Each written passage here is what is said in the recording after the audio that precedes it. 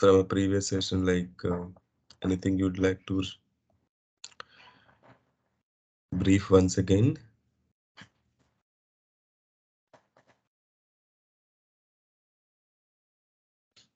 No problem. So let me give a recap what we have discussed in the previous session. So in the previous session, we have completely spent our time in understanding the what is mean by disaster recovery, Azure Site Recovery. So this will be useful when the disaster happens in your primary region, how you can make up your server in a secondary region and continue the business. As part of it, we have designed and we have created one recovery services world, right, for to enable the disaster recovery in a central US. So where you could see that if you go to the properties of this recovery services world, you could see the region as central US. So we have kept our vault in the central US and we created source location virtual machine is in the west US and we have configured the disaster recovery to the somewhere to the Korea South, Korea Central. It means from a US continent to Asia Pacific continent, we have enabled the disaster recovery. It means entire US is not available also. Nothing to worry. Your VM will be highly available at sorry. Your VM will be highly available at DR region. That is our Korea Central.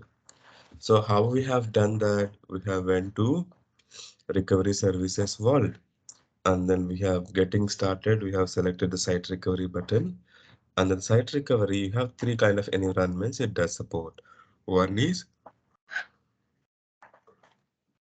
Azure virtual machines, other one is VMware virtual machines, third one is Hyper-V virtual machines. Okay, these are all the three kinds of a categories.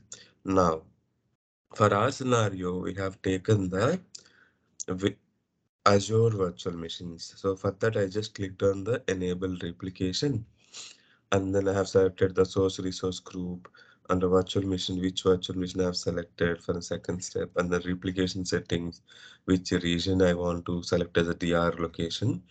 All those things yesterday we have selected. Once after we have selected and we have said that enable the replication, you could see that there is so many jobs has been done yesterday, correct?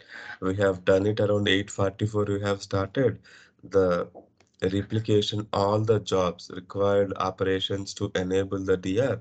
It was completed around 9:15 a.m. in the 20th May, that is yesterday. This is the total time around half an hour of a time to enable one VM replication. So once after these jobs are completed, if you go to the replicated items, this is where you could see the list down your virtual machine. So what it is saying is here VM02 is listing down and replication health is healthier status, right? So protected and let's go and see why it is showing as a warning also. If you could see that, what is the warning it is saying? Last successful test failure, never performed successfully. So what is typically saying? So you have the DR enabled, but you never tested. That's why I'm giving as a warning. If you could see the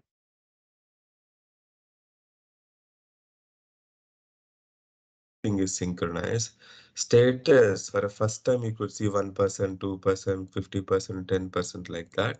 If the 100% is synchronized for a first time, it will be shown you as a protected. This one. If is there any configuration issues? No issues reported. This is the agent running. So when this disaster recovery, there is a service name called mobility agent.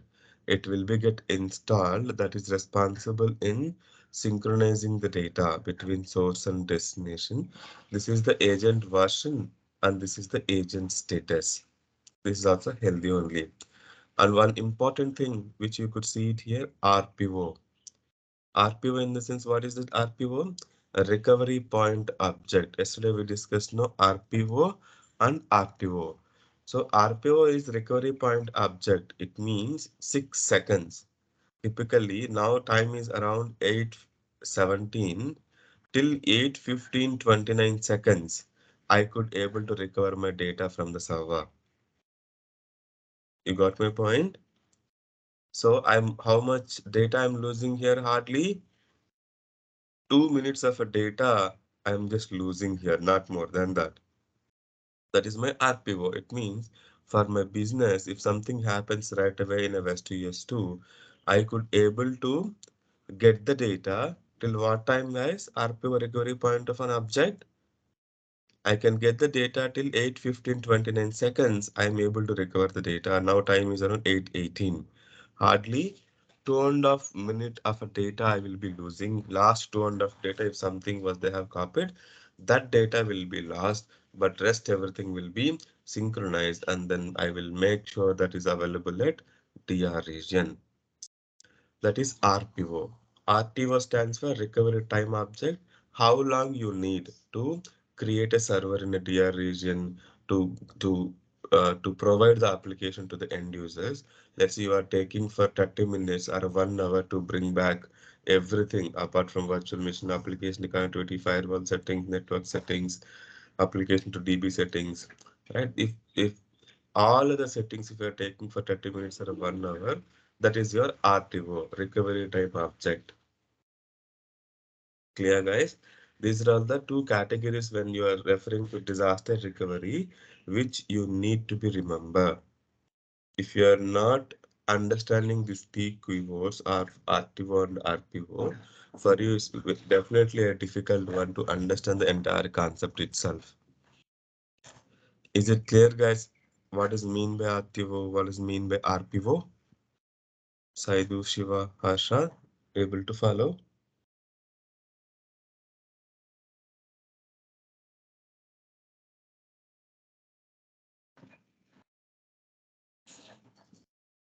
Okay. Now, if you see this here, there is a warning, last successful test failover. It means you have two options here, failover and test failover. Failover will do when there is a real disaster happens.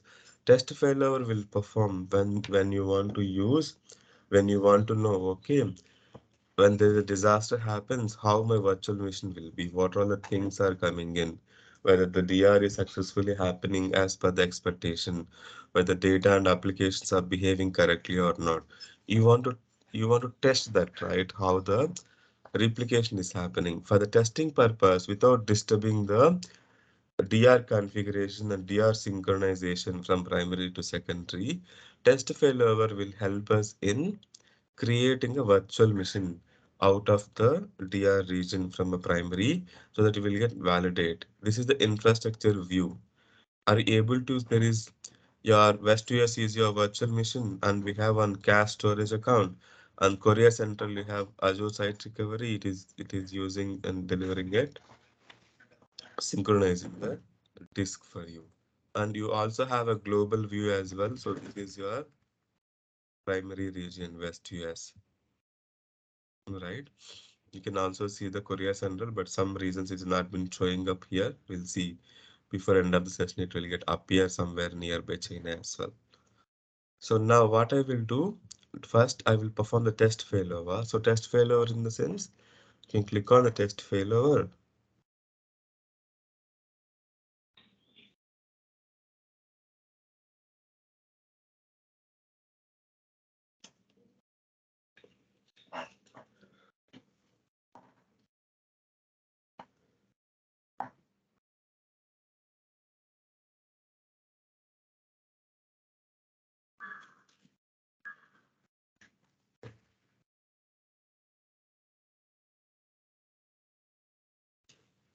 Sufficient number of cores are not available in the subscription in the region Korea Central to complete the failover.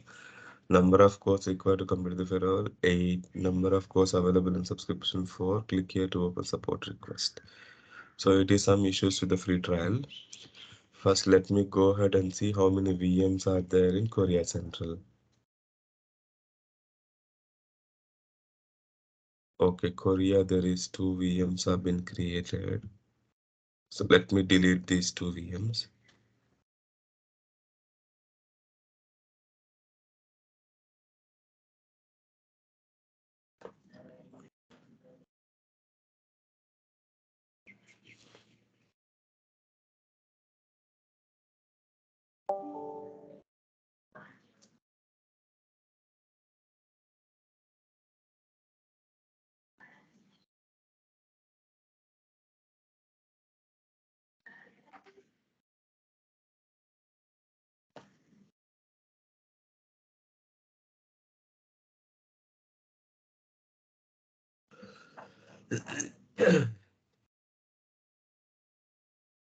Okay, now I don't have any VMs in Korea region as well.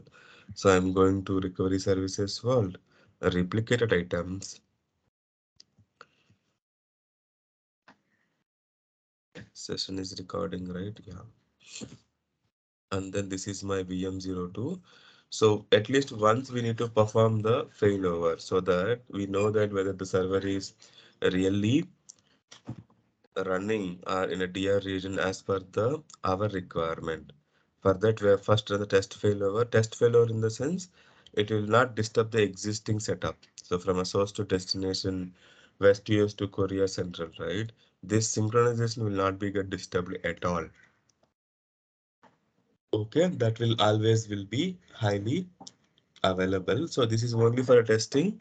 It will just create one more VM and we will see that how the VM will be get created. But this is something strange. We don't have any VMs in Korea, but still it is showing the same. Let me refresh the page and then see a couple of times or sign out and then because the changes has to be affect what we have been given.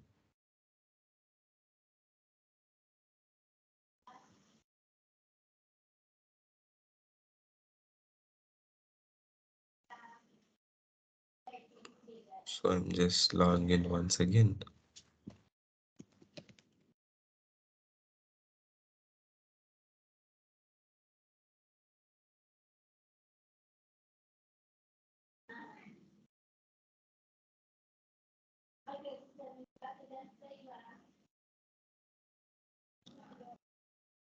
So I'm navigating the same steps again.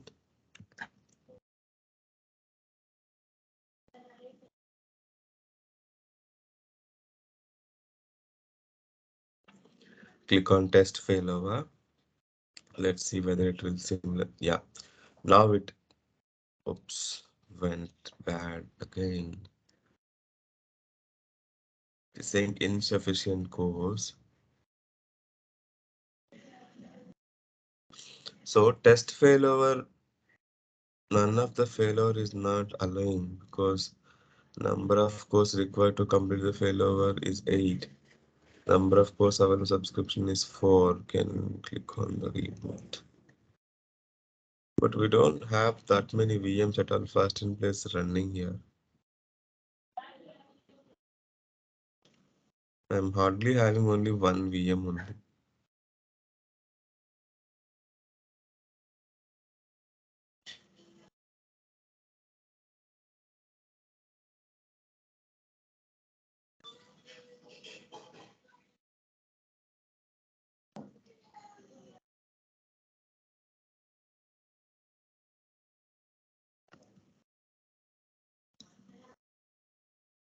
Vault-ASR.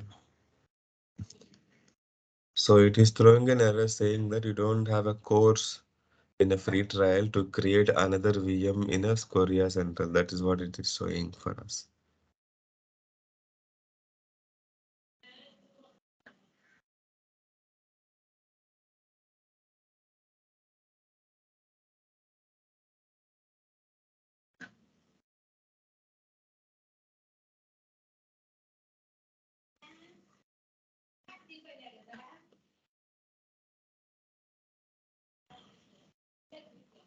So this is the constraints with the free trial of what we have been using, but it's never been failed. It has been so many sessions was given so far, but this kind of an issue are saying there is.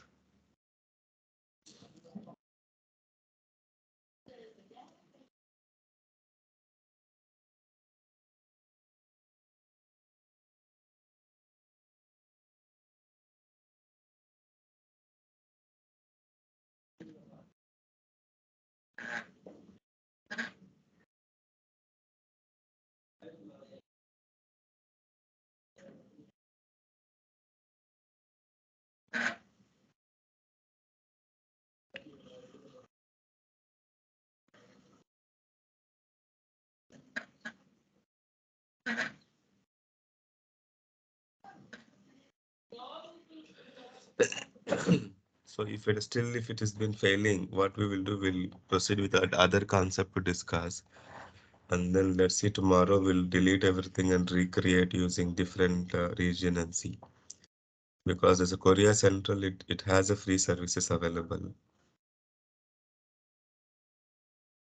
but it is saying insufficient. That is okay. So this particular part of failover alone. So you guys know now how to enable the replication for a disaster recovery. Now only pending concept here is how to recover that virtual machine when there's a disaster happens. Correct? That is what it's pending now. We'll discuss that in the previous session, next session. That's not a problem. Okay. Shall we proceed with the next concept? Siva, Harsha.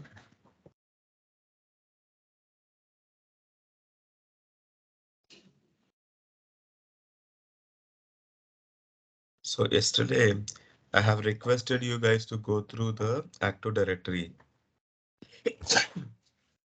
Did you guys get a chance to look after what is mean by Active Directory? Siva and Harsha? Surendra, Yeah, we are joining only two members, you and me, Surendra. You all wrap up. sorry. We are joining only two members, you and me. Saidu drop and Venkat not joined. Surendra also not joined. That is fine. So recording is there. Let them review the recording. Okay. So is that Active Directory part, like, did you guys get a chance to go through what is mean by Active Directory? Hmm? Yesterday I have requested no to look after, at least to understand what is what. Did you guys get a chance to read about it? Okay. Okay. How about you, Shiva?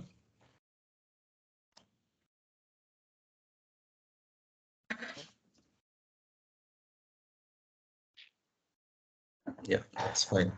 So Active Directory in the sense, so in every organization, without having an Active Directory, I could say there is no organization at all, or else there is no projects at all. Let's say you will be working today for an organization, you will be having one username and password, correct? Let's say we are working for TCS, for example. Surendra@tcs.com is my email account, and I will be having one password for it. Whenever I'm logging into my laptops, my applications, I will use this official credentials, correct? So, this typically all these users, right, will be handled at where? At the Active Directory level. Here, guys, we have an Active Directory that is where your users, groups will be created, will be maintained. Okay, that Active Directory will typically will be configured and used, right? And a Windows servers. For that to manage, you will be having separate team called as like Active Directory team, AD team, they will call it as. What AD team responsibility? They will create one Windows server under which they will install the Active Directory. Under Active Directory, they will be getting they will be managing your users, groups, and all other operations. Any user is joining the organization, any user is leaving the organization, all the operations like creating a new user, disabling the access, everything will be handled at Active Directory. Right? What Azure Active Directory does is that it will synchronize your users and groups from on-premises to a cloud. So what will happen if you synchronize to why we need to synchronize from on-premises to cloud is that if you are having Active Directory in the on-premises, that particular server, right? That particular server is only having residing at a single region in a single VM. Tomorrow, that region is down, that virtual machine is down, your company, entire organization will be down. Right? You cannot log into the system because you don't have any server to validate your credentials. right? And one more requirement to today, all of us using an email accounts, right? All are web-based email accounts, right? O365. Asha, so you are using your email in Exchange or over the browser you are accessing your emails.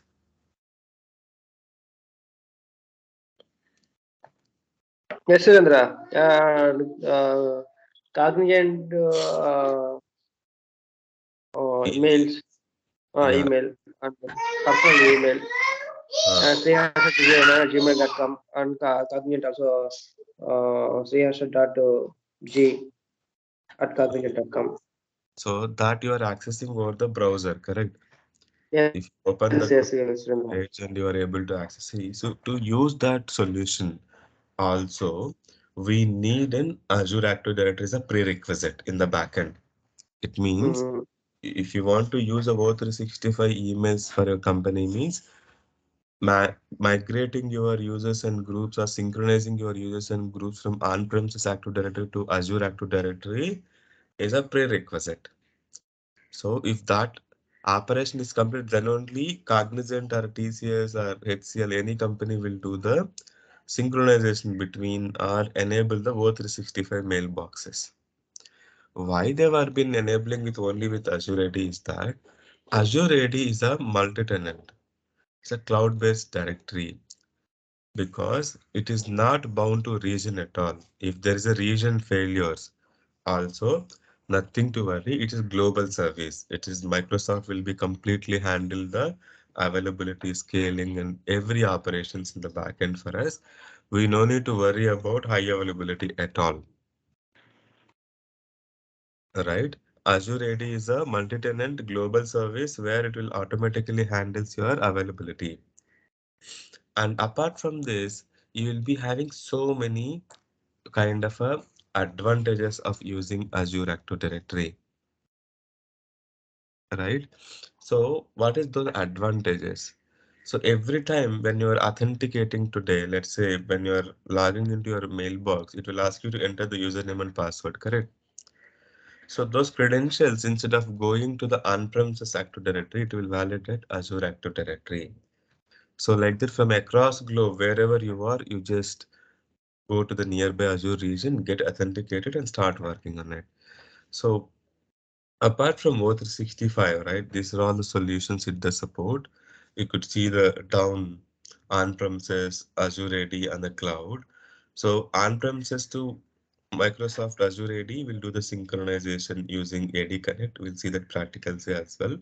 And then from Azure AD, if you could see public cloud, SaaS platforms, right? And then you have O365, lot of third-party applications, single sign-ons and authentications. All those things will be used by your Azure Active Directory seamlessly. Okay. So what are the benefits of using Azure AD first in place, right? It will be single identity, right? For your entire organization. As I mentioned, it will be handled by Microsoft behalf of us. High availability, it's a global service. We no need to depend on any region for a high availability. Second important thing is you can bring on as many as third-party application and integrate with your organization. Let's say best example is Cognizant is one organization and we are using O365 as an email box, correct? So who is owner of the O365? Any idea, Harsha? Oh, no, Surendra. O365 is a mailbox as service is offering by Microsoft. Mm-hmm. Okay. Now, Cognizant is a different company. Microsoft is a different company. And you are using your Cognizant username and password to log into O365 mailbox. Correct? So, yes, Surendra. So, is a O365 is a third-party application. Okay. Owning by Microsoft. Cognizant is a different company. but you are able to log into the Microsoft provided mailbox using Cognizant username and password, correct? Yes. It means so these kind of integrations, not only with the Microsoft O365 mailboxes, you name it any application. Tomorrow, if you want to use a Facebook for a Cognizant, tomorrow if you want to use a Instagram to the Cognizant, Gmail to the Cognizant, right? You name it any applications of owning by third party companies, but you are interested to use it for a Cognizant employees and allow them to use Cognizant username and password. We have a solution in Azure AD to do the single sign-on. Okay. Single sign-on in the sense you will be having one credentials and you can log in with multiple applications automatically. Okay. Okay. Fine. Okay. Okay. And second level of advantage today, when you are logging into the mailbox, or 365 mailbox, do you see that apart from entering the username and password, also you are entering some OTP, correct? Multi-factor authentication, we'll call it as MFA. MFA stands for multi-factor authentication. So that is easily can be configured at Azure AD. So when you're doing some banking transactions, apart from your username and password, you will also enter the OTP as well. Have you ever experienced it or used it? Mail. We have experience in OTP. Like you'll draw money. That time you'll get OTP. Hmm. Let's say when you are transferring the money in a net banking, Yes. it will ask you to enter the OTP, correct? In Yes. your Yes. upcoming credit card transaction. It's a multi-factor authentication. When you are logging into the organization email also, it will ask you to enter the username and password, correct? Yes. Yes. Yes. So that is also a multi-factor authentication. Apart from username and password, it will ask you to approve the request sometimes in Authenticator app. It will ask you to enter the OTP which comes to your mobile, right? That Yes. methodology can be different. Yes. Huh. Yes. That, Yes. Yes. that MFA, that configuration has done at Azure AD for you. Where they have been doing that configuration, that is has done it Azure Active Directory. Okay. And we have self-service password. Today, your password some for reasons it's been expired. You can do the self-service password at O365 itself, saying that if I forget my password, let me reset it. So the self-service password reset is quite easy and possible with Azure AD. And the last point, as I've been mentioning, it will give an advantage of maintaining high availability, reliability of a worldwide enterprise grade cloud-based identity, access management solution. So these are all the advantages of using an Azure Active Directory. So where you will navigate this Azure Active Directory in the portal first in place, if you just click on this or type in it Azure Active Directory, it will come. If you could see Azure Active Directory, click on it. So in a real-time scenario, here it is a default directory, correct? You're able to see here what is the name. It's a default directory. In a real-time scenario, here you could see the organization name. Okay. And you could see that in name of a directory, tomorrow I will get the right permission from a Venkat because it requires an additional privileges. You guys remember RBAC roles?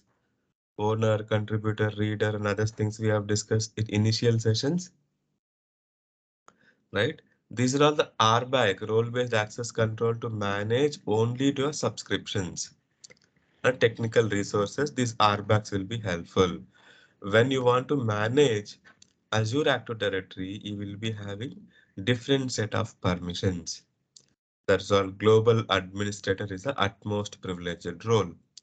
Like similar to owner in subscription, AD is global admin is the utmost privileged role.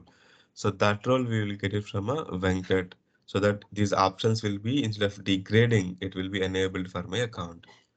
Before in hand, this is what I just want to give you.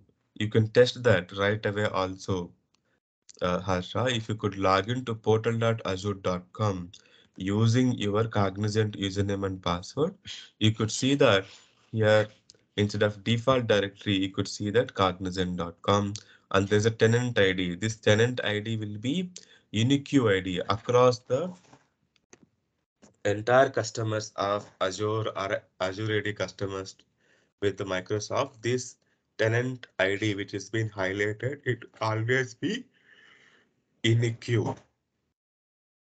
Okay. So tomorrow session we'll see how we can rename this to as part of our requirement. Instead of default directory, we'll mention the name as our own company name. We'll see that tomorrow. And as part of today's session, you could see there's a users tab, right? And I couldn't see any kind of an users because I don't have an access. But in a real-time scenario, let's say if you are working for TCS, all the TCS employees users, all right, will be listed down under this users section. How they will come here as a users? These users will be synchronized from on-premises Active Directory to Azure Active Directory. For us, we don't have an on-premises AD. Correct, guys. We don't have a on-premises Active Directory. That's why what I'm doing, I'm considering one of the server which is there in Azure. Let's say that is VM02. Assume that this is your Active Directory server. For that, what we need to do, first you need to install and configure the Active Directory and then create couple of users, similar assuming that your TCS company has two users in the Active Directory. We'll see that how come the users which you have created within this server in Active Directory will synchronize and available at Azure AD. That setup, we will see it. For that, what is the primary thing we need to do?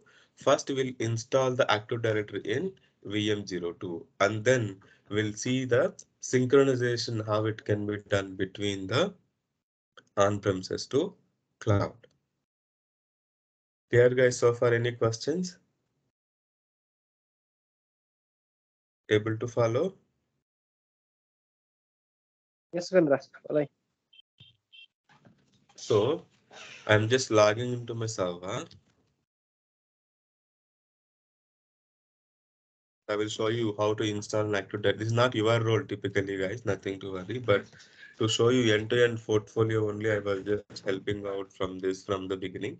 But in a real-time scenario, Active Directory you will be not managed. It is completely owning and takes care by different team altogether.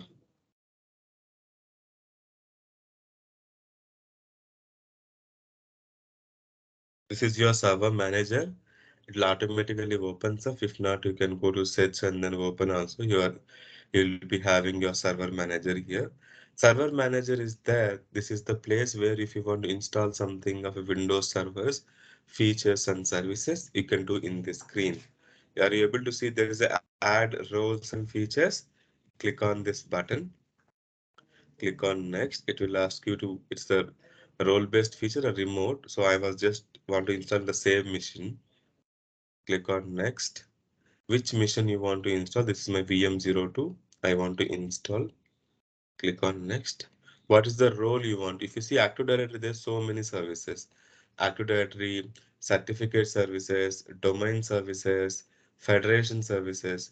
This is the federation, guys. If you don't have Azure AD, assume that.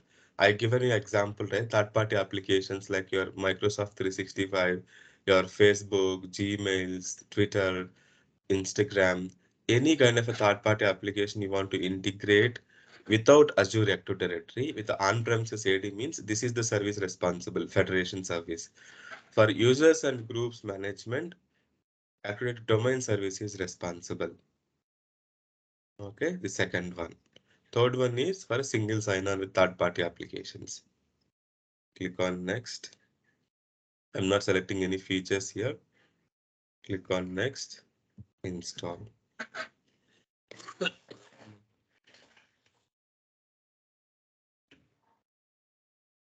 So what we have just done now, we have trying to install a Active Directory service, and then I will show you how to promote this server as a domain controller.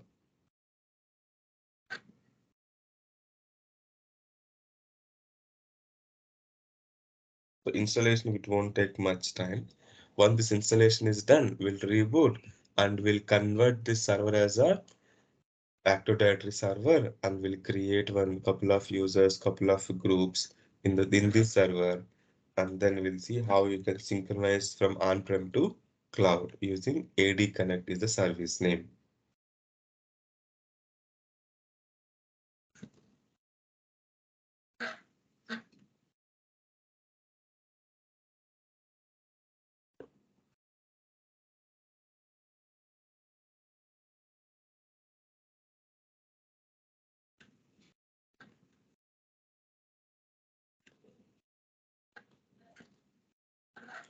So installation is completed now for us. You could see that installation got completed. Click on close. Are you able to see there is a warning symbol? Let me see, someone is waiting at the queue.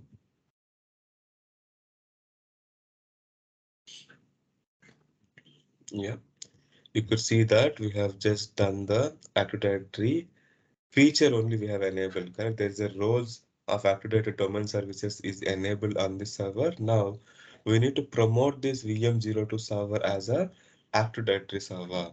For that, you need to click on this. Are able to see that promote this server to a domain controller. Yes. So Active Directory is kind of a version as a altogether different technology. We no need to much worry about it learning entire things of an AD, but understand the basics. What is what at least? That's what I requested yesterday's session to at least to learn and come for today's session. So there is a forest. Forest in the sense this could be a primary domain in the organization under which you can have a multiple domains. In our case, our domain is, let's say it is training dot com is my domain, for example. So in a real-time scenario, it can be tcs.com, it can be hcl.com, right? It can be cognizant.com. This is how first time they will do it, right? Let me give a name as or else AZT27 is my company name.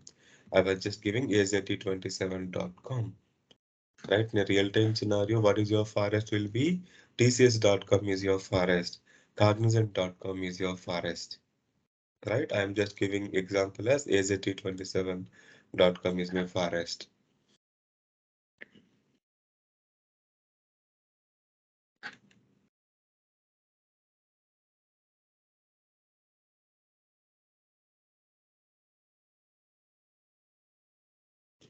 So when there's a, well, for example, if this Active Directory get crashed to recover, right, you should have some password when you want to restore from the backup.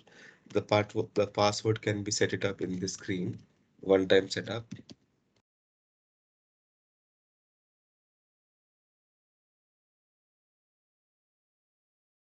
Click on next, DNS. So here it will recognize the net buyer's name. Apart from .com, what is your domain name? It will list down here. Let's say TCS, Cognizant, AZT27 like that. It will take the net buyer's name. My net buyer's name is AZT27 in a real-time scenario. This you will never do in a real-time scenario because every company has its own Active Directory from quite long time. And years onwards, they are maintaining this Active Directory services. But you should know how that has been created. That's the only reason I'm just taking you guys through this.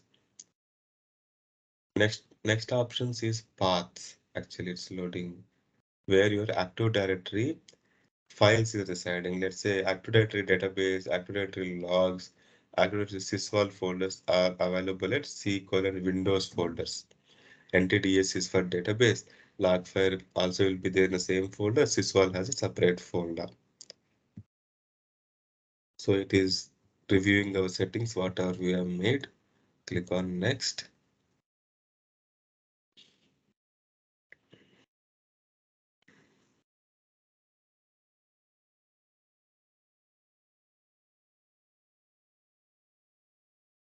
Click on install.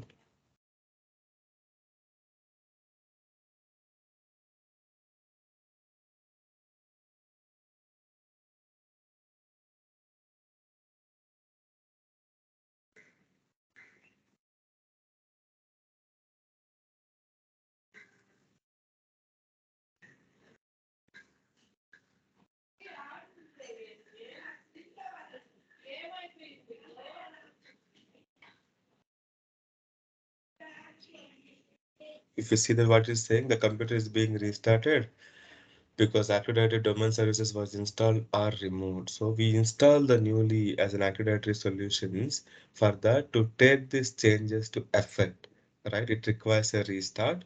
Now our server is getting restarting. You could see we need to wait for a couple of minutes and then log into that. Meantime, in a real-time scenario, if something happens to your virtual machines and you don't know what is the state of it, and you are assuming that you are not able to log into the VM, you want to know what is your state of your virtual machine, you could see that under boot diagnostics. When you click on the boot diagnostics, you could see the screenshot of a current state, what exactly is happening at your server. This particular setting will be useful for your manage troubleshooting when it comes to troubleshooting of your virtual machine when there's a login issues and users are facing some problem. This window it helps you what is the current state, if it's a booting screen or it's a failure screen. It is successful login screen only. It has been lock screen, nothing to worry. Sometimes you could see it's a booting screen. You could see, are you able to see what is the current state now here? Applying computer settings because now only it is restarting with a domain based setting, so it will take some time to apply the settings so that you could see what is the status of a virtual machine in your boot diagnostic screen. This will be helpful for you.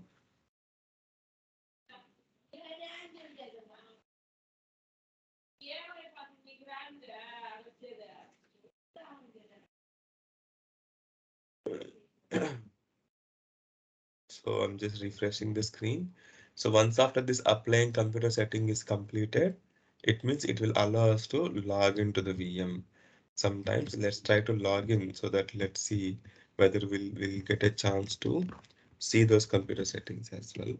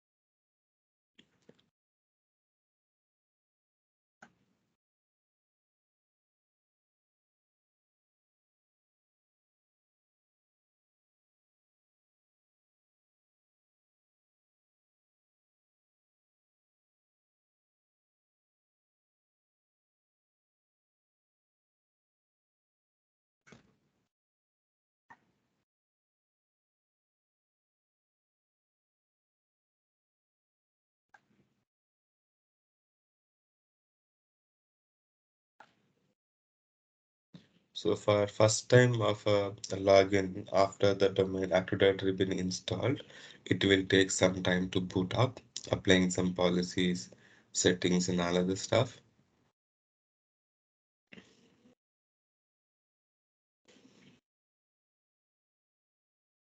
Till now able to follow Shiva, Harsha, any questions?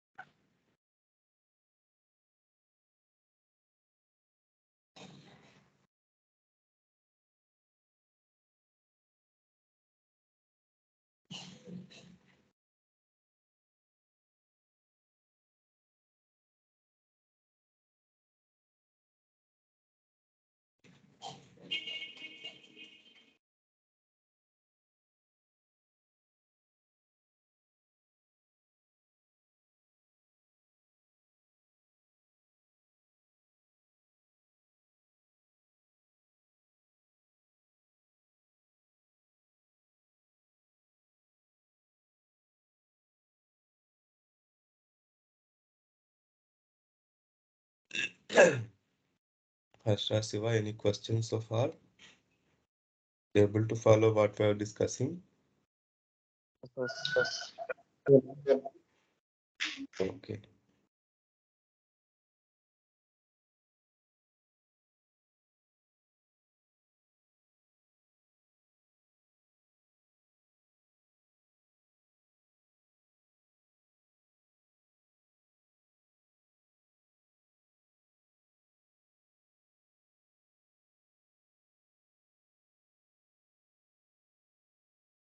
So once it's login, what we will do now, we'll create two users, assuming that two new employees is joined in the company, how they will be getting created. We'll see that. And then we'll close the session. Yeah.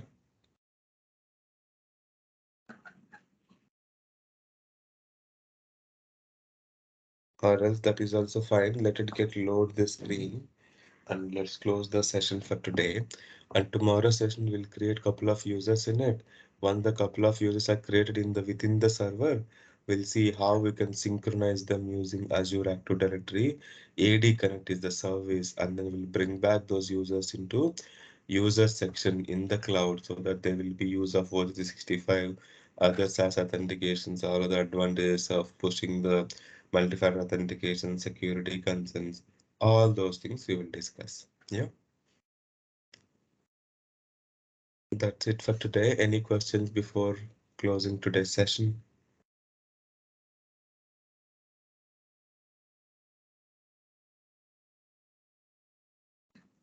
Okay. If there is no further questions, let's wind up the session for today and we'll connect back by tomorrow, same time. Thank you guys. Thank you for joining and see you tomorrow. Thank you so much. Thank you.